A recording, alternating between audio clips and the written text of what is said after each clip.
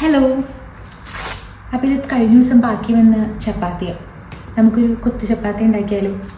പരീക്ഷണമാണ്, ഞാൻ ഇതുവരെ ഉണ്ടാക്കിയിട്ടില്ല. അപ്പോൾ നമ്മളുടെ കയ്യിൽ ബാക്കി വന്ന 2 ചപ്പാത്തിയാണ് ഉള്ളത്. അത് ഞാൻ നൈസാക്കിയിട്ട് കുഞ്ഞു കുഞ്ഞു പീസാക്കിയിട്ട് ഞാൻ മുറിച്ചെടുക്കുന്നുണ്ട് കേട്ടോ.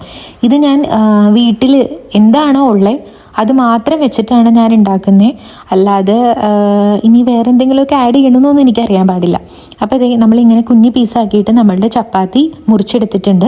പിന്നെ ഒരു പാൻ വെച്ചു, അതിൻ്റെ ഉള്ളിലേക്ക് വെളിച്ചെണ്ണ ഒഴിച്ചു, ഒരു സവാള, ഒരു പകുതി പച്ചമുളകും കുരുകുര അരിഞ്ഞത് ഇട്ട് കൊടുക്കുന്നുണ്ട്, കുറച്ച് ഉപ്പിട്ട് കൊടുത്തിട്ട് വഴറ്റി കൊടുക്കുന്നുണ്ട്. പിന്നെ അതിൻ്റെ ഉള്ളിലേക്ക് കുറച്ച് ഇഞ്ചി വെളുത്തുള്ളി പേസ്റ്റും കൂടെ ആഡ് ചെയ്ത് കൊടുക്കുന്നുണ്ട്. പിന്നെ കുറച്ച് മഞ്ഞൾപ്പൊടി, മുളക് പൊടി, മല്ലിപ്പൊടി, കറി മസാല ഇതെല്ലാം കൂടി ഇട്ടിട്ട് ഒന്ന് വഴറ്റി കഴിയുമ്പം ഒരു മുട്ട, ആകെ 2 ചപ്പാത്തിയല്ലേ ഉള്ളൂ.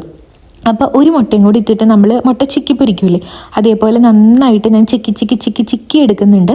പിന്നെ അതിലേക്ക് നമ്മളുടെ ചപ്പാത്തി നമ്മൾ നുറുക്കി വെച്ചതും കൂടി എടുക്കുക.